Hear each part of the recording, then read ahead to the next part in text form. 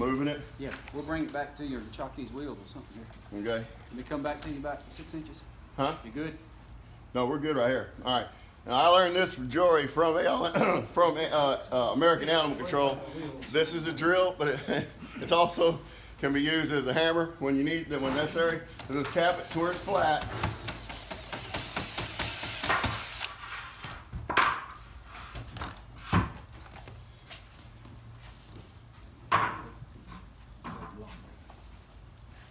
But lay it flat on the roof, and what you got to do is get one screw in it, and that's the one that holds it. Okay. Now I always recommend don't. You'll see the line of the ridge vent here. You don't want your screw to go past that, and I'll show you why here in just a second. Okay. You want it to go on inside of that seam and just go straight in the side. That one didn't bite. A little bit lower.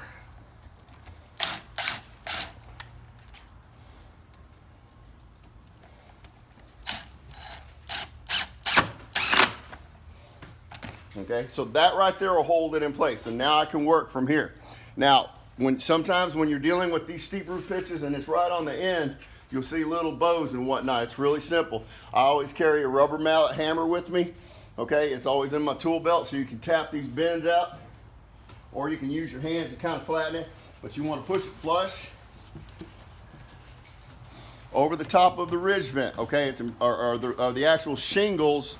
Of the shingles of the ridge vent.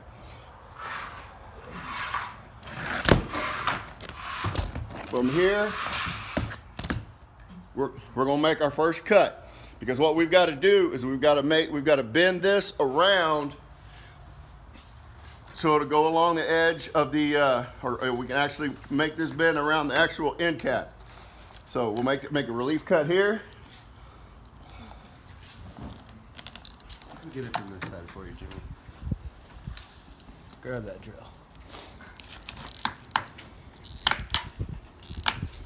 I've tried to do that with these and it was not easy. So. Yeah, I hear you, man.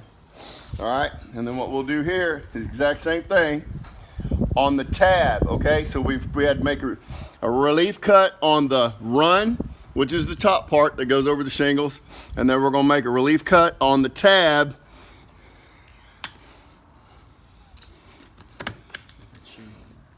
Yeah.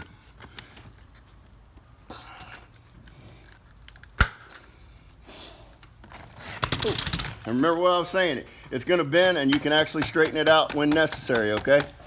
Just like that. And they're going to go over the top, bend it around, pushing it in toward, now remember what I was saying, don't push too hard, but you want it snug. So you're going to push it to where it's snug against the actual plastic ridge vent. Come all the way around. All right, and again, you want it tight against the plastic portion of the ridge vent, okay? But don't push so hard, because when you've got long runs, you're gonna end up with bows. Me personally, it's attention to detail. I like my line straight, crisp, and clean, all right? So now that I've made my one relief cut here, if it bows up a little bit, you can do a couple of things. You can tap it down, make it tight. Sometimes if I'm a little worried about it, I'll even put another roofing screw in here just to overdo it, okay? But it's not only about aesthetics, you want to keep the critters out. There you go, Jimmy. I've got a pocket full of them, buddy. All right, so once we make this turn, all right, as you can see, it's actually almost the right angle, not quite. So what I'm saying by that, if y'all can look up here, if I put my if I screw into the screw tabs, I've got a gap up here, okay? So in other words, bats and mice can actually still crawl underneath this ridge guard. So what I would do at this point, after I've checked now this is when I first start, I say, okay, looking at the pitch of the roof, you know, that's when I decide, okay, what I'm gonna have to do is bend it a little bit. You holding that for me? Don't let it slide on. All right, so from there, so this is a relatively steep roof pitch.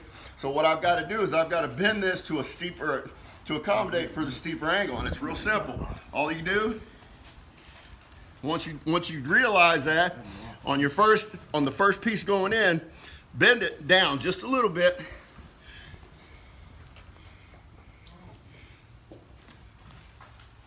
I'm doing it just a little bit, but slide it around and ensure that when you put your screws in the screw tab, okay, it's obviously going to hold it tight to the shingles, but more or to the decking, but just as importantly, you want the angle of the ridge guard to be spring loaded, and you want it tight against the shingles on top. So once you do the first one, you realize how much you got to bend it. Get that second screw installed. Thank you, buddy. Get it over the top.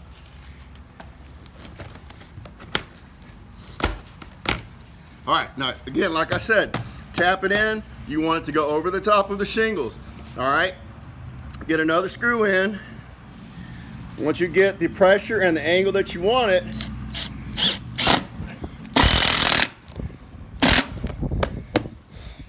that's your first section of it.